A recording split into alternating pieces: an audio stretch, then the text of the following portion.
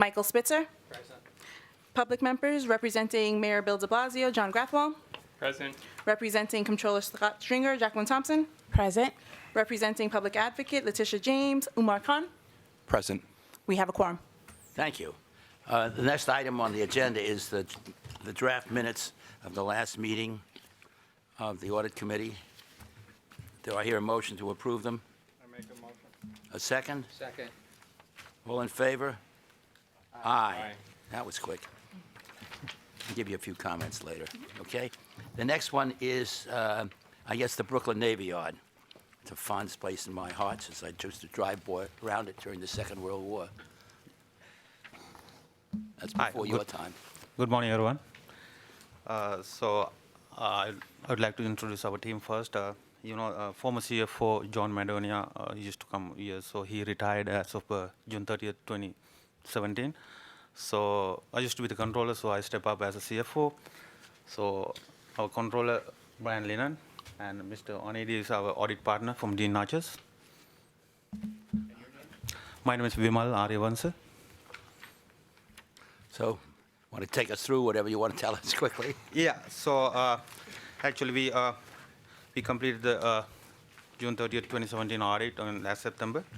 So basically we have an unqualified clean opinion similar to previous years. So first part of the financial, you can see that the independent auditor's report. So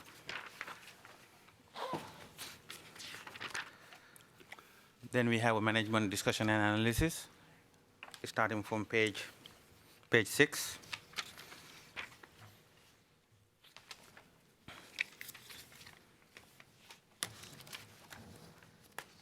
So Why don't you just assume we've all read it? Why don't you hit the highlights that you Yeah. want to call our attention to? yeah, so the basically the current assets and they stay the same. Minor increase, decrease from 2016 to 17. So the non-current assets are minor changes actually from year to year. Mostly investment in capital assets. That's because of mostly the city capital investment in the infrastructure and the buildings. Cash balance has gone down because we had unrestricted cash balance committed to the buildings. So we are under construction couple of major buildings. So we have been using most of the cash balance from year to year. The 2016 we had 24 million, and the 2017 as of June 30th we had 22 million unrestricted cash. So I'd like to bring your attention to the balance sheet. It's on page 9. You can see the detailed balance sheet here. The total assets is 617 million.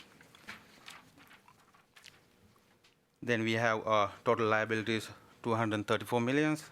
The net position is 382 million compared to the 346 million in 2016. So if you move on to the next page, page 10. We have the operating revenue, statement of revenue and expenses. Major part of the revenue is still the rent income. I would say more than 95% from the rental income. What is the percentage that's rented in the Navy Yard? Percentage to Out of total square footage, percentage of rent? we have like under 4 million under roof rentable space. Most of the space is like 95% is occupied at this time. Recently, building 77 is a 1 million square feet building is open in last September for the tenants. So that building's add another 1 million new square feet, and it's almost 60% is leased out that at this point. Square feet rent is different from building to building, and the spaces and the conditions. Mainly, I would say the 95% of the total income is the rental income. And we have utilities, the reimbursement utilities. Most of the utilities we pass to the tenants, including water, electricity, and gas. So that's another major component of the income. Then we have a small amount of 1.3 million other income. Those are some special events and some reimbursement for the transportation system and some film shoots and license and permits. Though, then we have total operating income is 39 million in 2017 compared to 36 million in 2016. Mostly the increase from revenue income, the rental income, and the other income.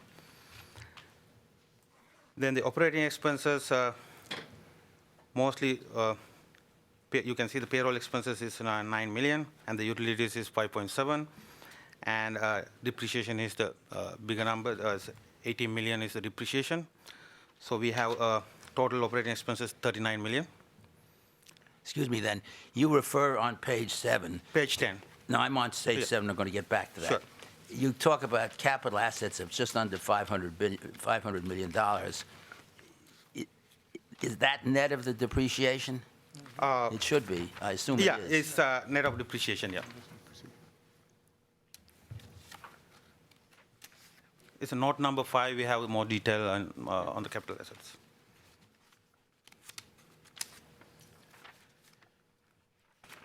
Oh, please keep going. I know, but what have to say about That's it.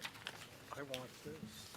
So the non-operating income is mostly the interest income, 1.2 million, and we offset the interest expenses against that. Interest expenses is 3 million. So then you notice that the capital contribution, mostly the funds from New York City, capital funds, is adding up to 43 million. And other capital grants, and there's some tax credit investment. We do financing through the New Market and Historic Tax Credit Program, some of the buildings.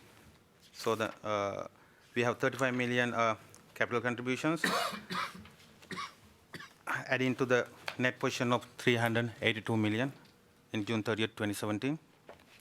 It's an increase from 346 million to 382, almost like 40 million. That's basically the capital contribution from New York City.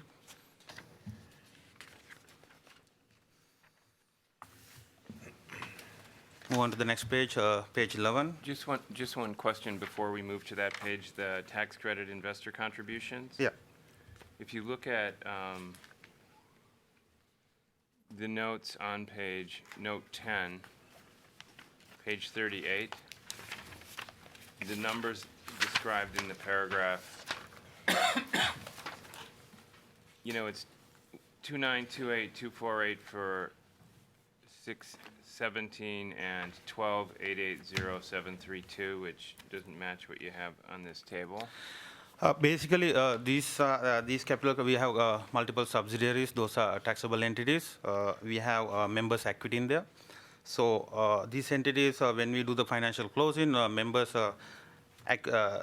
if operating loss is there, that's roll into the members' equity and the capital contribution. So yearly, annual, say, assume, say, the last year, say, we had a million, say, operating loss. I That guess- roll, yeah. Okay, but, so you're saying that this 10253 number on page 10 is right? Yeah, that's the correct number. And then the number over here of 12880,732 is, It's the net of any operating loss on those taxable entities. The page 10, actually, page 10, not 10, the detailed informations. Those are the. I know, but I'm just trying to get at an Yeah. explanation of why the numbers are different. And I know that you're saying one, Yeah. but if I'm just reading this, how would I know that?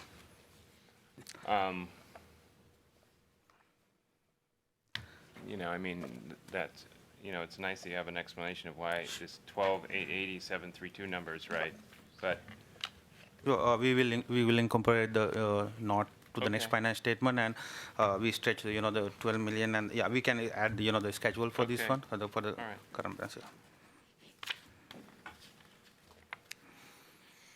thank you. Any other questions before I move on to the next page? Please keep going. Sure. So the page 11 is the consolidated statement of cash flows. So you can see that we have the cash flow from operating activities, $1,000,003, and 3 million actually. Then the cash flow from investment activities, is a negative 9 million. Then we have interest income, cash flow from investment activities, interest income and interest expenses.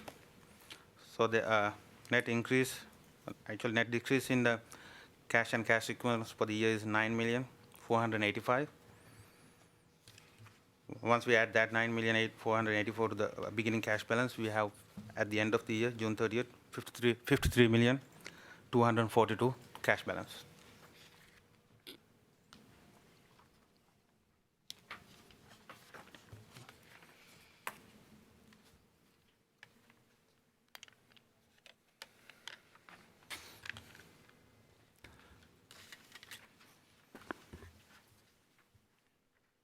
Keep going, please. Sure. Then, starting from page 12, notes the financial statement and the background of the organization. So, if you don't have any specific I question. have a question on note 2 on page 15. Okay. Is for defined benefit OPEB, the statement identifies the methods and projected and assumptions required to protect benefit payments. Yeah. We don't offer OPEC benefit or post-employment benefit. So why do you have this in here? Still we need to test the standards. Still we need to test the standard when the controller add up the No, standard. but if you don't have employees covered with OPEB, is that right? No, we don't. Then why do you have any discussion of OPEB at all? But the controller's guideline is when the controller add up the Gatsby statement, we need to test that too. That's we follow the controller directives.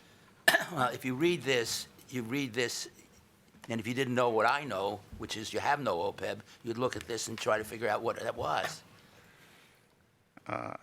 You should say that there is no impact because you have no employees that are under. Eligible for the OPEC. So we will Because add if you that. read your last sentence, it's saying you're evaluating, and you did the evaluation because you know you have no employees subject to OPEB. Okay, we'll incorporate that. I mean, that's it. You don't need to get yourself in that box. And you could even add that you're requiring to test it because of the controller's, Directives.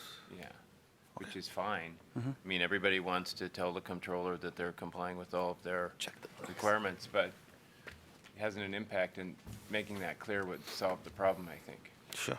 We will note it down. Thank you. Okay.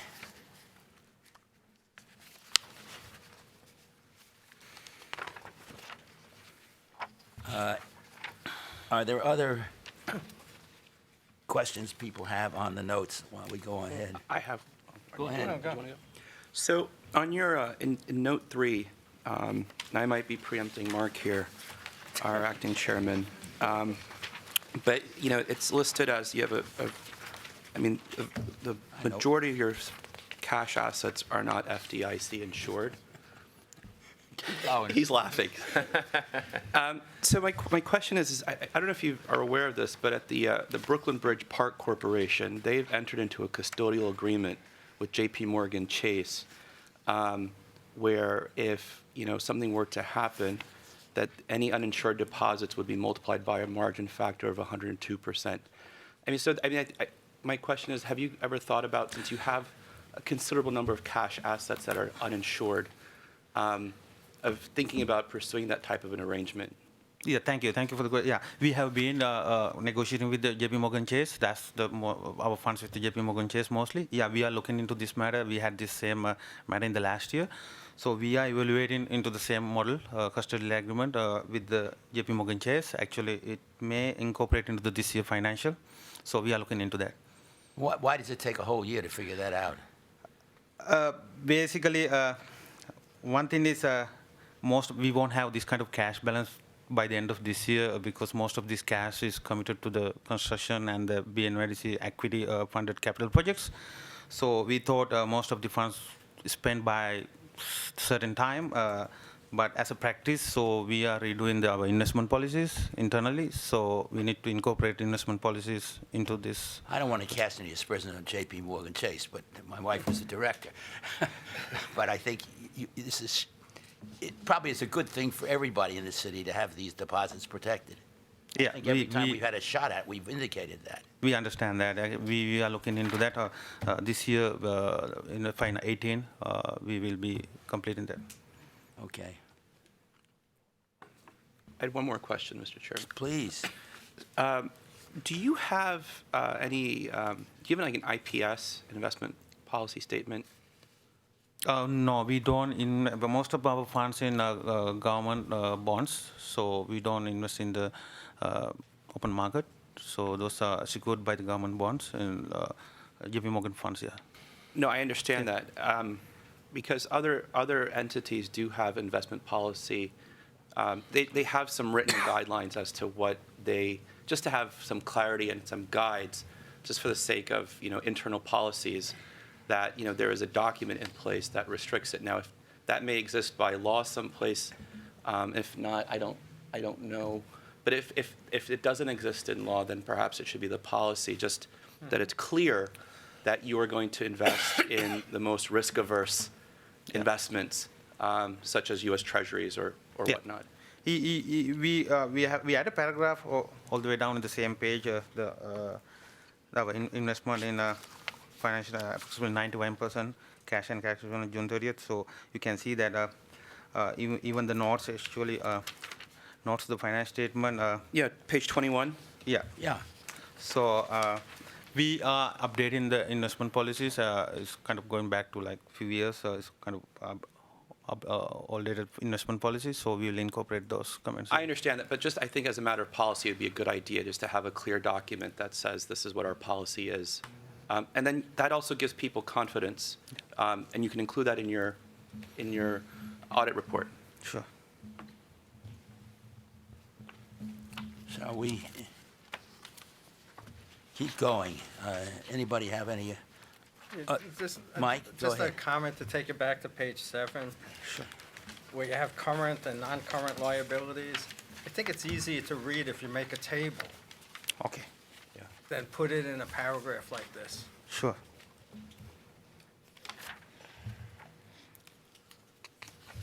The way it's laid out, one might think that you can add vertically and get a meaningful number, which doesn't work.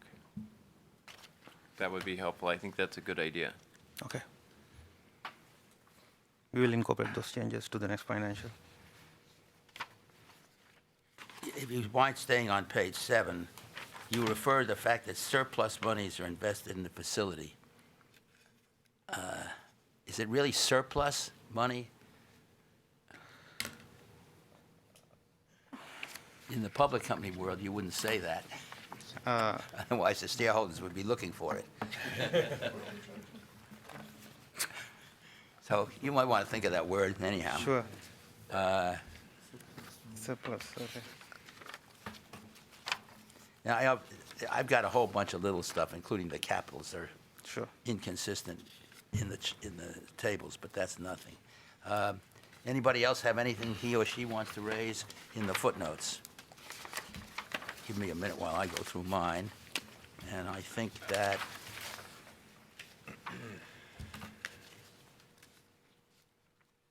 no, you've answered that question. I have one more question. Please go right ahead.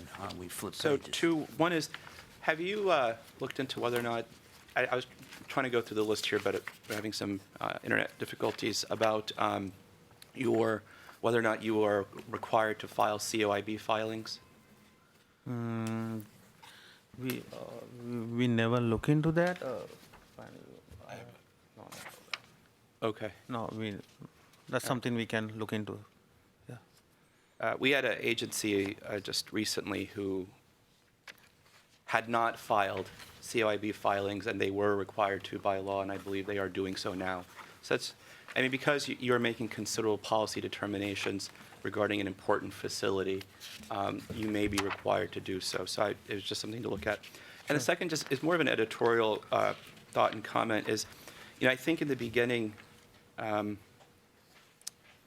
you put it in the notes section, but I think it would be useful to talk about just the background of the organization just in the beginning, under the organization overview, or just in the very first section, about the history of the Navy Yard. It does have an incredible history, but a great story as well as to how the city has really turned it around. So just more of an editorial thought. Sure. Why hide something that's a great story to bring it to the front? Anybody else have any further comments? I've got a whole bunch of things that are typos mostly, which I'll give you. Yeah, we know actually, we apologize for that. We noticed a few of them for our second review too. I would happy to correct them going forward. Okay. Anybody else? Mike, you're flipping pages? No, I'm fine. Oh, no, If you're giving them this. what, the dollars there? We could go on. You win. We'll give you this. Thank you very much, gentlemen. Thank you, everyone. It is, I just want to put these on the table. it is a great facility. You must have some pictures left over from the Second World War at the place, do you? Of what you had actually happened there? Yeah, yeah. Want a cup of water? No, thanks. They used to build battle. I'll get it. Wait a minute. Oh, this is the Breck Development No, Corporation. Brack is the next one. Right. I'm just getting water. Oh, you put, okay. We'll take a water break.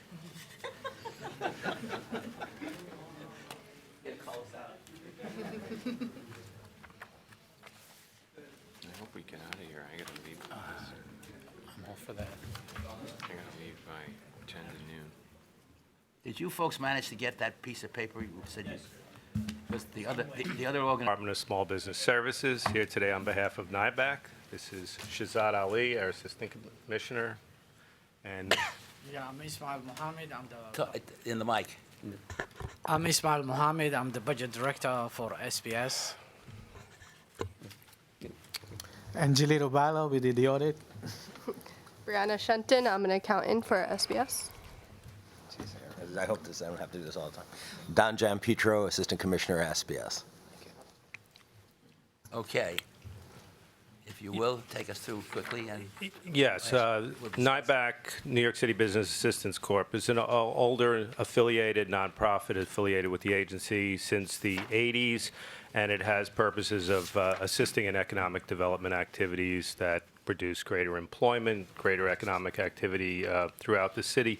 And it has limited activity. It's been a little busier at various times. I think in most recently, after Hurricane Sandy, there were a number of entities, several banks that wanted to help small businesses, and we created a small grant program which enabled us to get some money quickly to businesses, but also enabled us to outreach throughout the Rockaways, Coney Island, Staten Island, and prepare those businesses for when the federal CDBG funds were going to be available. That was one project, but you'll see from the audit, we also work on a neighborhood challenge program in conjunction with EDC, where we ask local community organizations, business improvement districts to come up with additional ideas for their community that are funded out of that.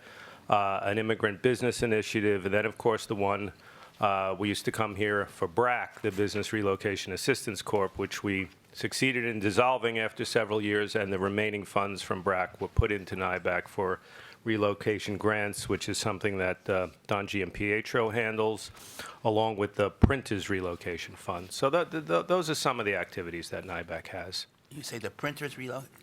Printers Relocation, that was something, as you know, the older printing companies. Yeah. I have some of the type that one of them gave me. That's it. You know it's heavy, right? Lead So- type, individual handsets, yeah. So the moving cost, yeah, that grant was actually up to $200,000. I think there's some funding left for maybe one or two more companies if they're out there. Otherwise, we'll look at moving it towards a regular industrial relocation program. Okay. My turn on insured deposits. You have a bunch of uninsured deposits according to your footnotes. Uninsured. Yep. Well, that's You not have good. 250,000 federal insurance, and you've got over 2 million in cash.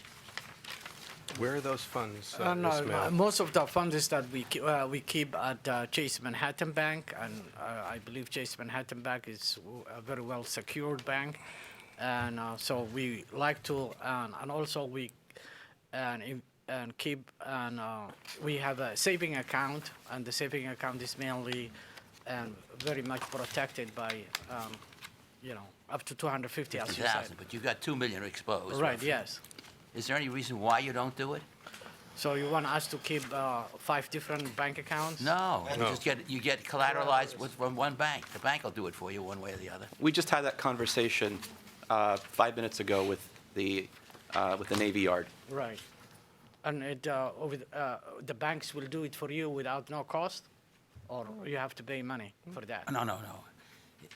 The typical reason why people say we didn't do it is we get services for the bank that the bank would otherwise charge us for Right. if we collateralize it. But the banks are so used to this now that if you call up the bank and say you're a city agency and it's city policy that they get these things collateralized, they'll do it. Well, yeah, okay, we'll try to So do the only it. cost you have is working out the language, and it's standard language these days. Thank you. You can I talk assume to- the Navy Yard has more funds than we do, but Yeah, but you could talk to the we- Department of Finance, and they'll assist you, I'm sure. okay. Yeah, okay, we will explore. Thank you. But I think what we would like as a committee to see everybody in the city who has money have it protected. Because you have big banks, but just go back a few years, and those big banks needed some federal help to stay alive. No question. And if you had a lot of money there, you were nervous. Okay, any other comments or suggestions here? On page Mike? 7, the operating income loss, you say grants and expenses were paid out without new revenue to offset them. These grant commitments were made in prior years. But the revenue then was recognized in prior years, because the only income you have is grants and contributions. And which comment you are reading on On page the 7? bottom, the last 2 sentences of operating income loss.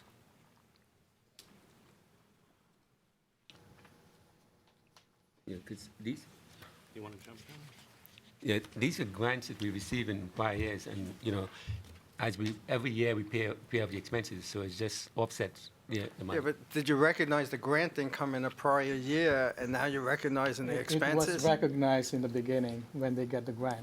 Yes. So it's put into the temporarily restricted assets for the meantime, when they receive the grant. Okay, so it's like restricted or, well, that's just the cash. But No. did you recognize income here? The income was recognized when they received the grant.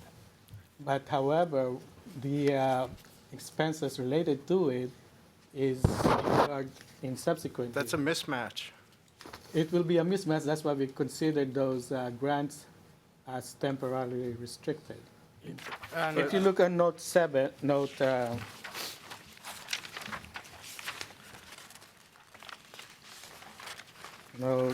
and usually we note receive. 4.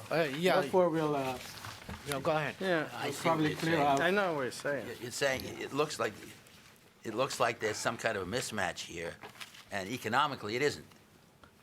You take it in one year, you pay it out in the next year. Right, yeah, because we receive, most of those grants, we receive them in advance. Right. And so we keep them in our bank account, that you can see I- that we have over $2 million. Those $2 million Yeah, but in our bank account, You're flowing it all through then the income statement, and it's winding up in that position as opposed to being on the balance sheet as unearned.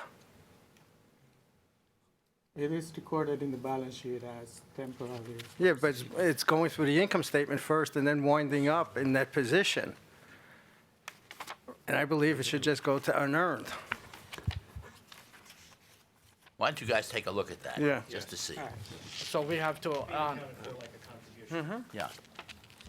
we have to reflect it as an unearned, Unearned income. unearned income, and And then then, reflect it as earned income when. or yeah. Anyway, yeah. Okay, well, Take a look. Take a look. Okay. You never want to argue with Mike. Anything else, ladies and gentlemen? If not, thank you very much, and And if you could get back to us, maybe in a month or so, just on where you are with some of these comments, because, I think they are very meaningful, and would add clarity. Yes, Will do. thank you. Okay, I do get collateralized accounts, thanks. I guess there's a management letter, and there was no problem. Okay, let's see who's up next. Okay, thank you. What, the Trust for Governor's Island is next? Okay. It is. Let's go through the Trust for Governor's Island.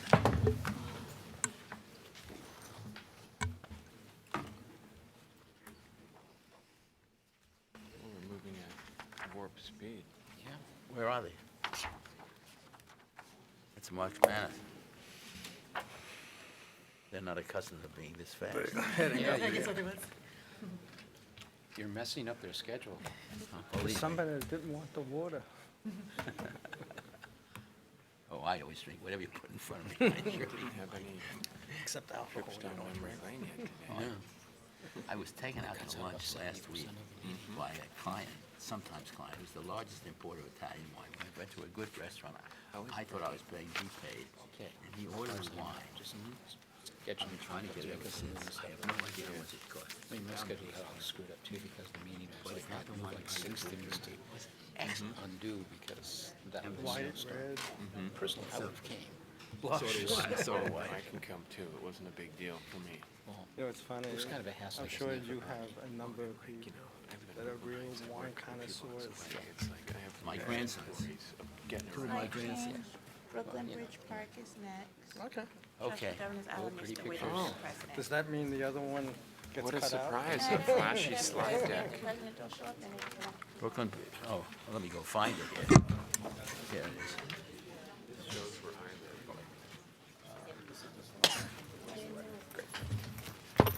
We're going to move.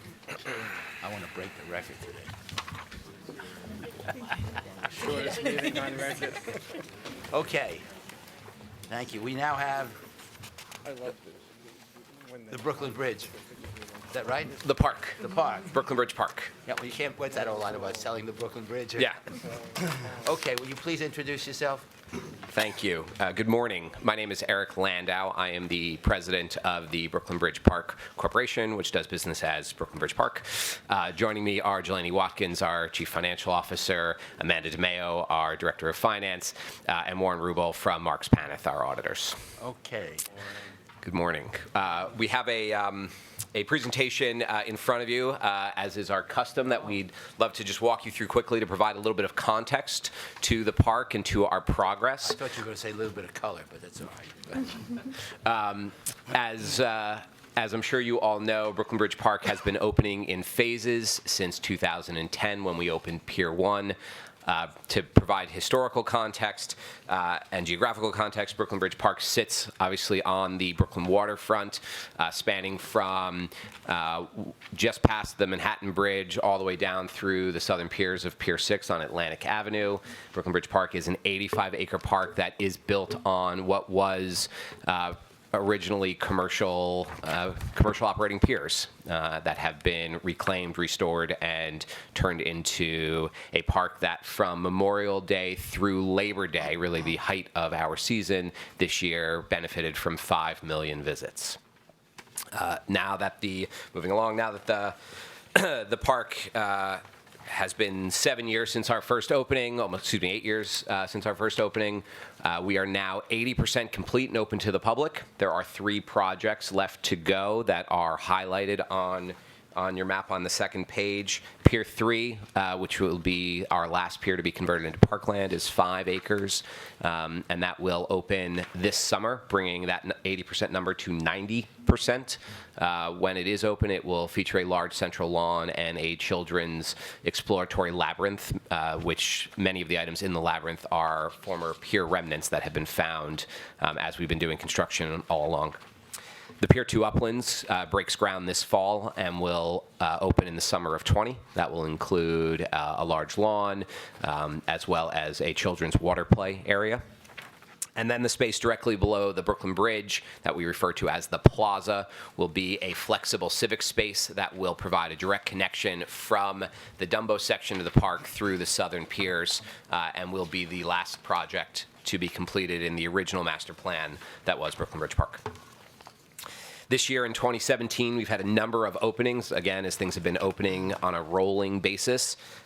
Most notably, in terms of parkland space, Pier 5 Uplands, which we opened this past July, added just over almost 3.5 acres of park space in what formerly was a parking lot. It includes rolling hills, landscaped paths, benches, and Brooklyn Bridge Park's signature sound attenuating berm, which blocks the noise coming off the immediately adjacent Brooklyn-Queens Expressway, so that when you are in the park, you actually don't hear the noise from the BQE because it hits the berm and flies over into the river. Instead into Manhattan. Instead of into Manhattan, correct. Or into Brooklyn Heights. Or into Brooklyn Heights. We reopened Squibb Bridge this past April. Squibb Bridge had been open a few years earlier, had some challenges to it. We went back to work, made the necessary repairs and retrofits, and are happy to reopen it. Squibb Bridge provides an important connection to the park. For the Brooklyn Heights community specifically, who are the immediate adjacent, because while we can block the noise from the BQE, the challenge that the BQE cantilever presents is one of access to the park, is that there are few access points. So reopening Squibb Bridge was hugely important. This year we opened entities within the Empire Stores development, including the Brooklyn Historical Society's Dumbo location.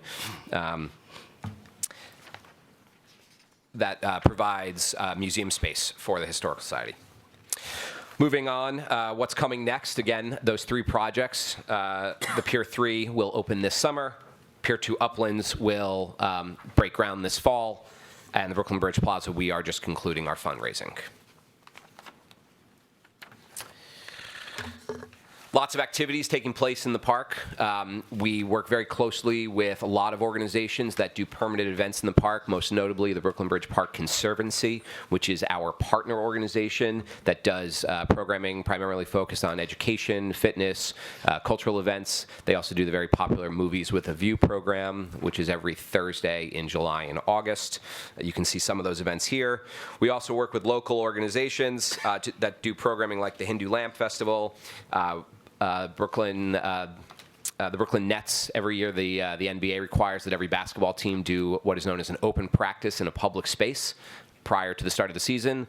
This past year, the Nets opted to do their open practice in what we believe are the best courts, not only in the borough, but in the city, on Pier 2 in the park, and they will be back this year. We work with local organizations that provide basketball clinics, New York Classical Theater, and others.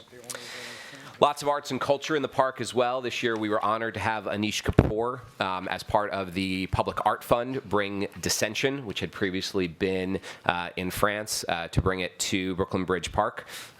We continue to work with United Photo Industries on both the fence, where they wrap construction fence that have been in the park for years, with lots of photo exhibits, as well as a 2-week event that takes place in what will be the Brooklyn Bridge Plaza, called Photoville, where they use containers to set up lots of different photo exhibits.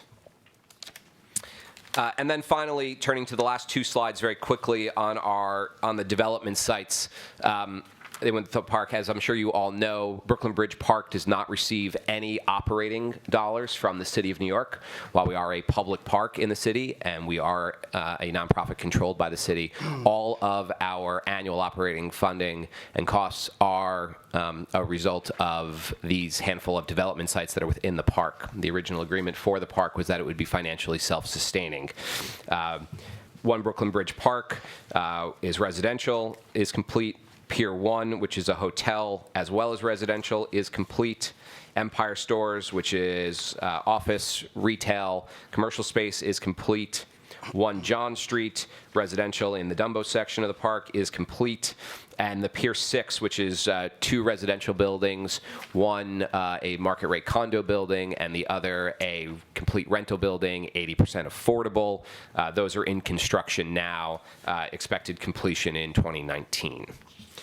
And then the last slide just shows you photos of all 3 of those. And again, that's how we pay the annual operating costs, as well as our long-term maintenance, especially the maritime maintenance of protecting and preserving the piers that the park itself is built on. I thank you for indulging me so much in giving an overview, and we look forward to any questions you have. I have one that's not a financial one, though. Sure. You have a lot of waterfront property there. Yeah. And a lot of little kids. How do you protect them from the water? How do we protect the kids from the water? Yeah. So there are certain places actually where you can enter the water. Pier 4, all that is left of Pier 4. So the big challenge of running a waterfront park is actually the piers themselves, and that the piers are held up with timber wood piles. The reality of the Clean Water Act of 1972 is that as the water has gotten safer, it's also been made much easier for marine life to find those piles, literally bore holes into them. Prior to Brooklyn Bridge Park getting there, Pier 4 had collapsed into the bottom of the East River. So what we have left is just a small little beach. And so you can access the water there. Prior to being the president of Brooklyn Bridge Park, I was deputy commissioner at the city's water utility at DEP. So I know that there is a CSO, a combined sewer overflow outfall, right next to the Pier 4 beach. For those that don't know, 60% of New York City sewer system is a combined system. So you've got sanitary waste and stormwater running through the same pipe. On moderately rainy to heavy rain days, the wastewater treatment plants don't have capacity to treat all of that mixed water, and that results in what is known as a combination of sanitary and rainwater that is untreated that goes into surrounding harbor waters. Anytime there's a CSO event, the city puts out notifications to let people know. There's signs up there saying that you made their days that you're not going to want to enter the water. But typically, we don't have any sort of safety problems with people entering the water. The piers themselves, nobody seems to take it on their own to jump off the water. The bulk of the park use is the various active and passive recreations that we provide. I will tell you that we did have one incident about a month ago of someone jumping into the water, and our park enforcement patrol officers were there within a matter of 30 seconds to a minute, called FDNY that was there within a matter of minutes, and the person was taken out of the water safely and in fine condition. I'm just thinking about insurable events, that's all. Sure. Okay. Questions, please, and then I'll... Sure, I have a couple quick questions. Go On page 4, from 2015 to 2017, your personnel cost rose from $3.4 million to $4.4 million. Can you give a little bit of an explanation as to what precipitated such an increase? Yeah, so it's typically, increase in headcount of staff and associated benefits associated with that staff. Right, but do you anticipate it just rising at that level going forward? Eventually it will sort of flatten out as the park normalizes once we sort of finish development. So in the next, I would say, year to 18 months, it shouldn't rise as much. And I also just want to point out your statements were, I thought were very helpful, very clear. In Thank you. particular, your assets. I cited your audit report to two other entities. We cited them as having clarity with the way you have a relationship with JP Morgan Chase for your assets that are not FDIC secured. Mm-hmm. So I just want to thank you for that. I did have a question, and you previously worked for DEP. Do you have you guys filed your CIB filings, or are you required to do CIB filings? We do. We follow our CLB filings, correct. Okay. Okay. That's it. Then I'll ask a couple of questions. Okay. What is you, in your footnote, you describe it as a 85-acre sustainable waterfront park. What does sustainable mean? If I'm writing a prospectus, you wouldn't have that word in there. So you can interpret that to mean lots of different ways. I interpret it to mean lots of different things. So it is a sustainable park in that we are completely self-sufficient, self-sustaining financially, as well as that the park, understanding that it was being built on the waterfront, as sea level rise and storm surge is becoming more and more of a reality, that all of that was taken into consideration when designing and building the park, including the plant materials that were selected, that they were selected in such a way that it could hopefully withstand significant storm events. And we, in fact, had a very early test of that as sections of the park were open during Hurricane Sandy, and we weathered it as well as possible and better than actually expected. So. Okay, that's what that's supposed to mean. Okay, if I can go on with a couple of others. You refer to ongoing park litigation.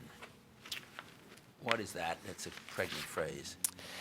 So the ongoing park litigation has since concluded. We were involved in a lengthy litigation, most notably about the Pier 6 development. So again, as the entire plan for the park was that it would be financially self-sustaining. The original agreement was that there would be a handful of development sites that would kick off direct revenue to the park, allowing us to maintain the park, including the significant maritime expenses that we will undoubtedly incur. The Brooklyn Heights Association sued us over the Pier 6 development, saying that they did not believe we needed the money. Additionally, as the lawsuit played out in court, it also became about the building that is 80% affordable housing. That case was concluded oral arguments this past November. We received a decision last month, and the case was dismissed in its entirety, and those buildings continue in construction. Okay. There's an article in this morning's Brooklyn paper, for those of you that read the Brooklyn paper, where the Brooklyn Heights Association has confirmed that they will not be filing an appeal, and so we expect that that litigation is complete. Good. Okay, I got a couple of dollar signs missing here that you can take care of. Hold on a second. I had one or two other substantive comments. You get into the OPEB disclosure here again. Do you have OPEB employees, covered employees? We don't currently have OPEB employees. I had this out with one of the other folks. And we here. kept Why the- do you have a we keep the conversation about We something? keep the disclosure in there for sort of year-to-year comparison. Well, putting it in means that some reader's going to wonder whether, in fact, there's some OPEB problem here, and you don't have one yet. Well, there was OPEB in the prior year, There was? yes. So the employee left between last year and this year. One employee, One employee, correct. one paragraph costs more than And whatever. I believe that's outlined in note 8. All right, it looks odd. If you turn to page 16, you have U.S. government bonds as level 2. The U.S. government bond market is one of the most liquid bond markets in the world. And you can execute back and forth almost in unlimited quantities. Why do you have it as a level 2?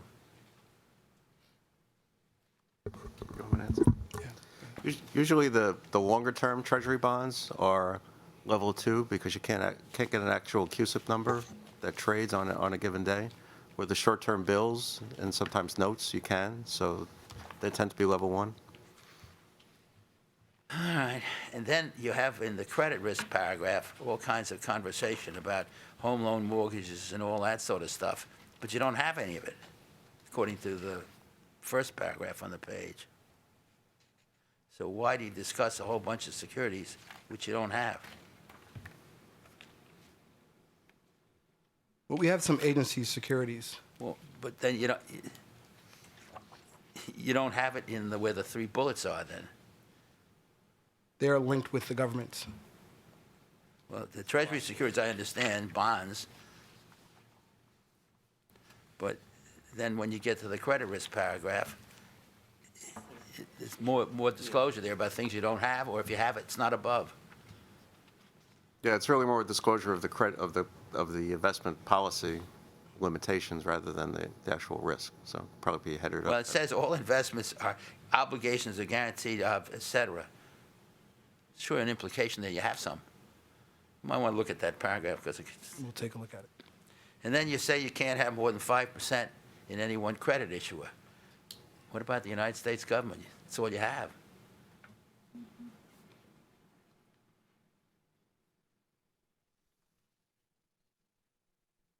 I know what you're typically thinking, is that you don't count that.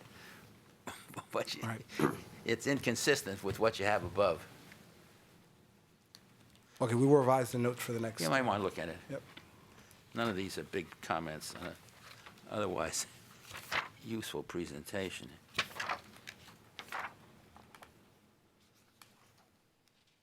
If you get over to the concentration of credit risk again on page 22, you have balances of $46 million.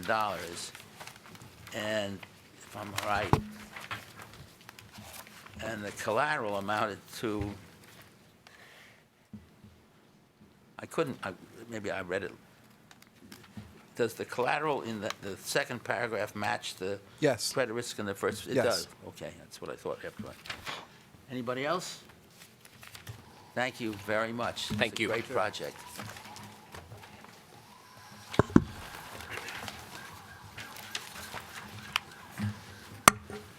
Maybe you grow oysters there at some point. I'm sorry? Grow oysters. Yeah, yeah, we, Billion Oyster Project through the Harbor School does some work there as well. I know. So, thank you.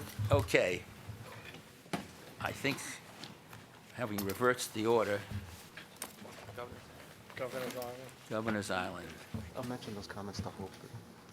The only thing I want to say here, I look at Warren, the limiting paragraph you put in your independent auditors report about we not allowed to look at this stuff, it's always troublesome to me. That's why he puts it in.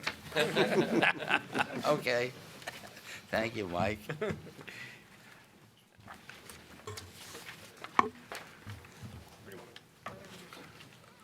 Okay. Thank you. Good morning. Good morning. Would you mind introducing yourselves, please? You don't need to introduce the guy at the end. You know him.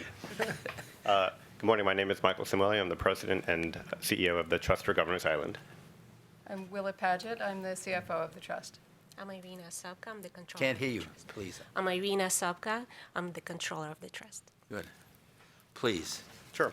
Well, first of all, thank you for having us. I'm going to give a few brief remarks on the status of the island and defer to my colleagues to answer any more specific questions. Governor's Island, as many of you know, is a newly burgeoning park and open space in New York Harbor. It's a 172-acre former military installation that was transferred to city control in 2003.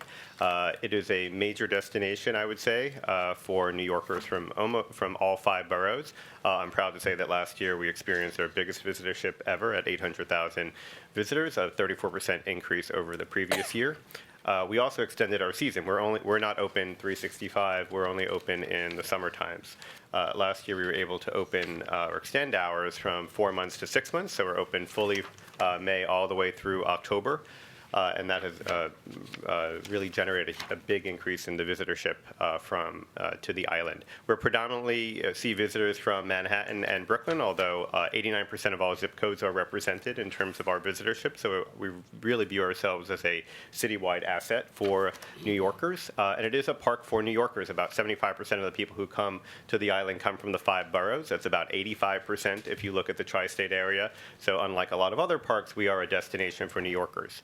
As you probably know, you can only get there by boat, so that is a constraint on our visitorship and a big, or I should say, significant burden in terms of our infrastructure and budget. So 100% of everything that comes and goes from the island comes via ferry.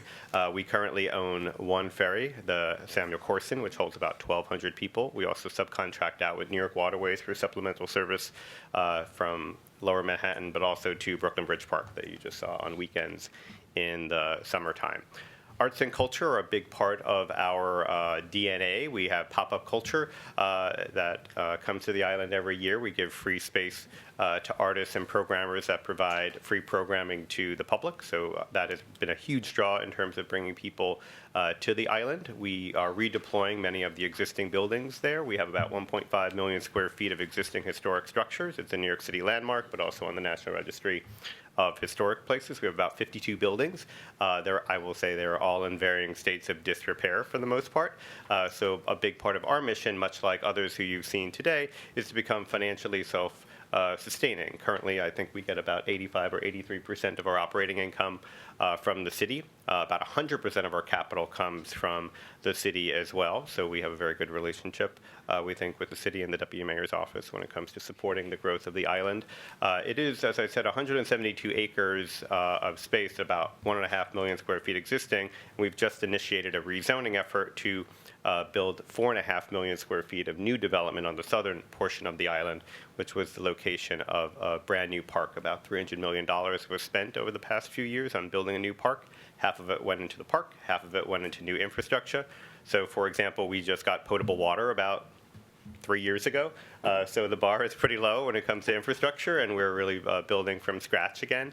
We've received a significant amount of money from the city in terms of additional capital funds in order to go towards infrastructure, which we're consistently spending to upgrade the utilities, both water, electric power, and sanitary on island.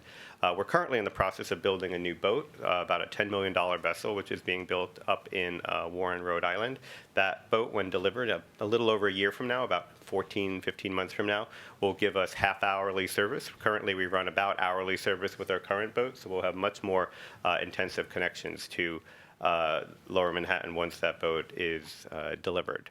But our major goal is to become 365 as soon as possible, 24/7 as soon as possible, and financially independent as soon as possible. So in many ways, what we're doing is investing in transportation infrastructure to get people to the island, investing in infrastructure to de-risk the project from the point of view of developers, and pursuing entitlements to allow more as-of-right development on the southern portion of the island, which will presumably attract enough earned income in order to pay for increased operating costs. Happy to answer any questions. Okay. I had some former partner of mine, one of my enterprises, kayaks. Yes, we do free kayaking as well. You get that? Yeah. I'm very sensitive I've learned a lot about the maritime world in the past year and a half while I've been there. And about those marine borers that Eric mentioned as well. Yes. All right. It was a significant problem with the development on the Hudson River as well. Yes. Any?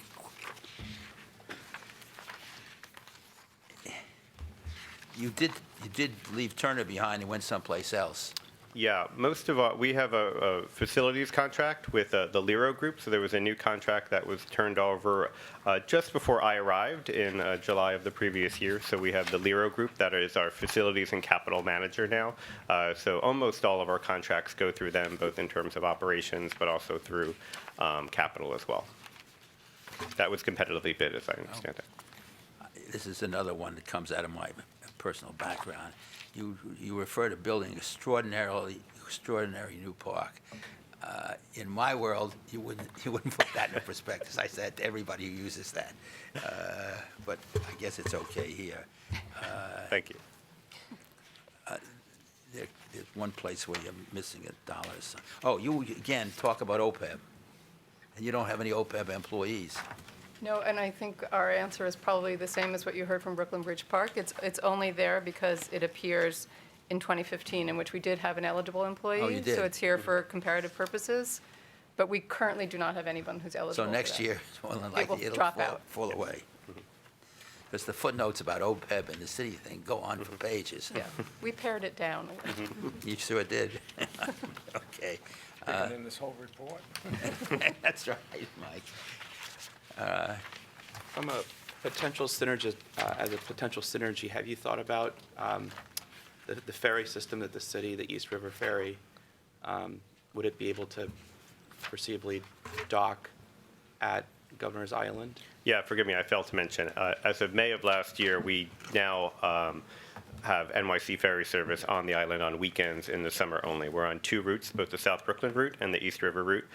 We would love to expand that when the time is right, but we have a very good relationship with the EDC in terms of that pier. Just as a point of note, the National Park Service continues to own 22 acres of the island, and they are very good partners of ours. They, in fact, gave us a license agreement to use that pier. It was in a pier that we had the rights to. So with an agreement via the National Park Service, we were able to invite NYC Ferry, because if we were not able to do that, we would not have been able to have NYC Ferry, because it would have interrupted our normal ferry service, which delivers the vast majority of people to the island. But we're delighted to have On an NYC hourly Ferry. basis, but this allows more people to come from different parts of the city, particularly from Brooklyn. Yeah, but both- even from further up, because they could take the ferry down. Yeah, you can get from Astoria or Williamsburg directly to Governor's Island now. That's great. And as far as the ferry that you guys are building, that you've put in, you said it was $10 million. Mm-hmm. Would there be any possibility of, as time goes on, just to save costs when the city is ordering new ferries, or is it a totally different type of boat that would be operating? It's completely different. I mean, one thing that I have talked a lot with both City Hall and others on is that the network type of ferry that the city has built recently is very different than our point-to-point ferry. Right. So our ferries deliver vast numbers of people. The NYC ferries are capped at about 149 people. Our boats range from 1,200 to 400 people. So we have a much bigger crush of people coming and going. But certainly we can coordinate in terms of procurement going forward. If they were to have bigger boats that were more in scale with our boats, we can certainly coordinate a design and find some cost savings there. Right. I mean, your boat's probably larger and slower as compared to the city's ferry. Yeah, we have about a 5-minute ride back and forth. It's a very different thing. What is the role of the National Park Services on the island now? They have had, if we read the papers, you'll see that they are challenged in many ways. So they basically run tours of the island. They have a handful of rangers that come in the summertime, and they've really shrunk their staff dramatically. I mean, when I arrived, there were probably a dozen people there, and right now they're basically down to one part-time super who just checks on the buildings and one part-time ranger. My perception is they were looking to be out of the island. They have moved all of their offices off the island, and in fact, they've recently given us their building to use. Is the anticipation that they will eventually turn over the last piece, or is there some reason that they're residually still there? Well, I think it's a legacy. I think it would be very, very challenging to unwind the relationship there. I mean, I would think it would take almost an act of Congress to get them to transfer the remaining 22 acres. But, we certainly take a lot of care of their buildings. In fact, this is one of the rare cases where they pay us about $300,000 a year because they don't have any maintenance staff. So they actually write us checks to help maintain the island. I mean, we're looking for an increasing role with them as well. So we would, of course, love to be more involved with them, but I think it's more of a political question. They do a few tours. Basically. Anybody else? I just have a couple of Please. quick question on the utilities. So the big jump in utilities is really migrating off of the gas onto you. It's still, DCAS still handles our electric bill, but DCAS invoices the trust, and then we pay DCAS for the electricity, but it is provided by DCAS. But it's now coming through both as an expense and a reimbursement. Yes, yeah. So previously it was, I could use the term off the books, now it's on the books. Which is a good thing. Yeah, I guess still being reimbursed continues to be a good thing. yeah. And it allows us to have NIPA power, which I think is the reason this arrangement exists. Yeah. Any other questions? Thank you very much. Thank you. We open Warren, May if you 1st. if you want the capital Ts, you can have them. Thank you. Thank you. I think we now, with our auditors. Oh, I'll motion to go into executive session. Second? All in favor, aye. Aye. For an executive session. I motion to go into public session. No, we're there in a public session now. I move to adjourn, please. Move to adjourn. Second. All in favor? Aye. Aye. This is.